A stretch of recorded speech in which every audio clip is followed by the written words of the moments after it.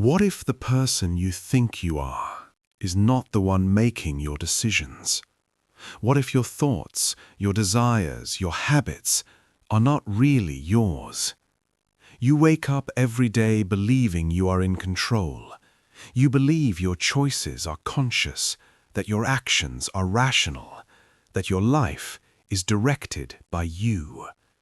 But what if that's an illusion? What if something deeper, something hidden, has been controlling you this whole time? This is the idea that Sigmund Freud introduced, and once you truly understand it, you can't unsee it. Because Freud didn't just study the mind, he exposed it. He revealed something most people would rather ignore, that beneath your conscious thoughts there is another layer, a darker layer, a silent force that shapes your behavior without asking for your permission. Freud called it the unconscious mind, and according to him, this hidden part of you is not passive. It is active, it is persistent, and it never sleeps. Every decision you make, every reaction you have, every emotion you feel is influenced by something you don't fully understand. And the most dangerous part? You think it's you. Think about it. Have you ever done something and immediately questioned yourself? Why did I say that? Why did I react like that? Why do I keep repeating the same mistakes? Those moments feel random. They feel like accidents. But Freud would say, they're not. They're signals, fragments of something deeper breaking through the surface. Because your mind is not a single voice, it's a conflict. Freud described it as three forces constantly at war: the id, the ego, and the superego. The id is the rawest part of you, primitive, impulsive, hungry. It doesn't care about rules. It doesn't care about consequences.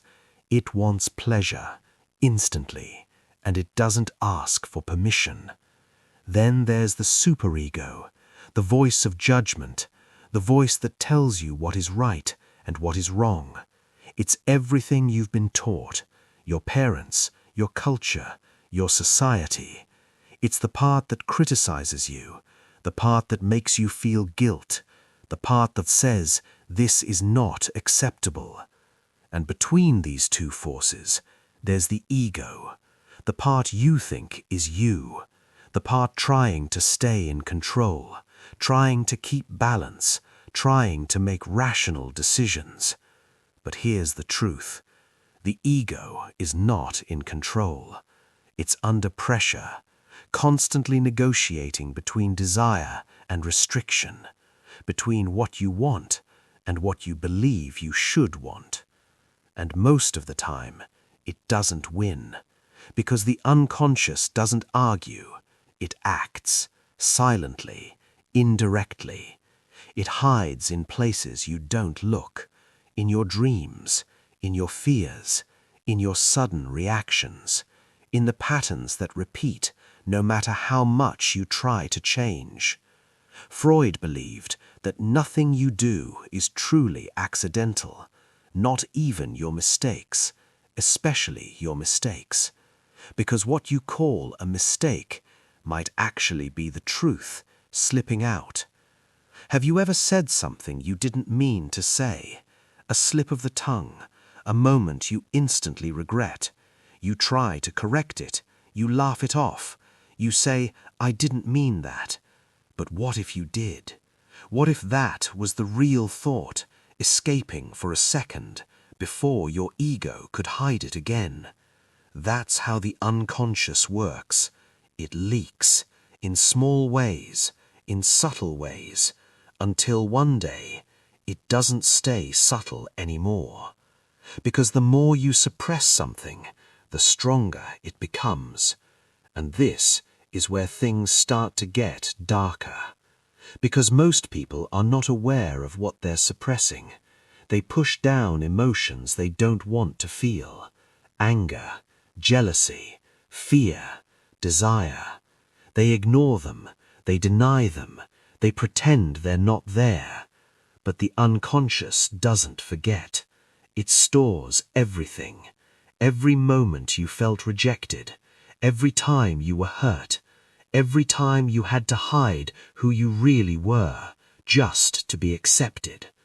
Those moments don't disappear, they accumulate, and over time, they start to shape you, without your awareness.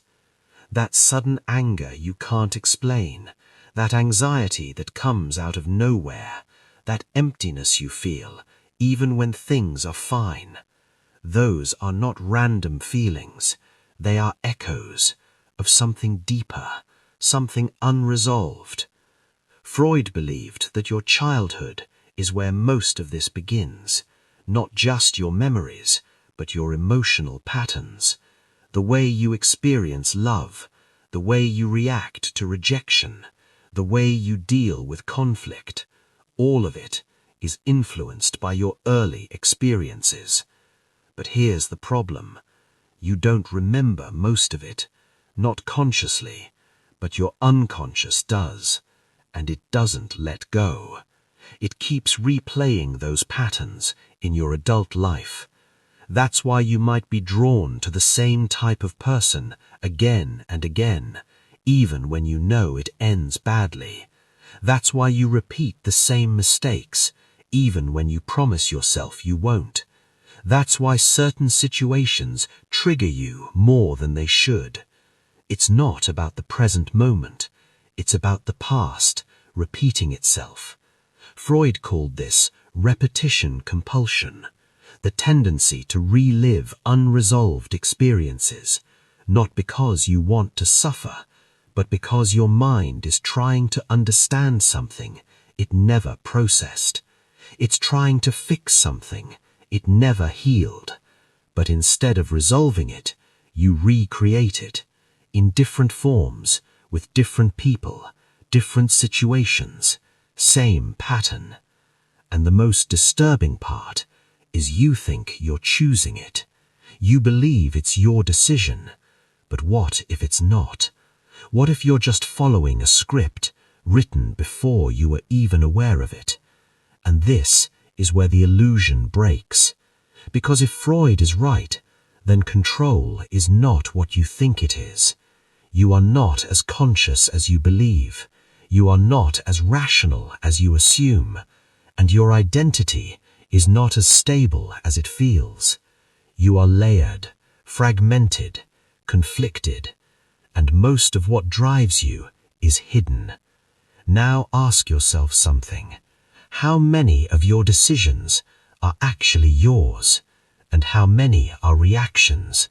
Reactions to fear, to past experiences, to things you don't even remember. This is where it gets uncomfortable, because once you start questioning your own mind, you realize something disturbing. You don't fully know yourself, and maybe you never did, because the version of you that you show to the world is not the whole picture. It's edited, filtered, controlled. But underneath that, there's something raw, something unfiltered, something you don't always want to face. And ignoring it doesn't make it disappear. It gives it control. Because what you don't face controls you, silently. And that's the real danger. Not the unconscious itself, but your lack of awareness of it. Because you can't control what you don't understand, and you can't understand what you refuse to see. So what can you do? Freud didn't promise control. He didn't say you could eliminate the unconscious, but he believed in something else, awareness, bringing the hidden into the light, not to destroy it, but to understand it. Because once you see your patterns, you can question them. Once you recognize your reactions, you can pause.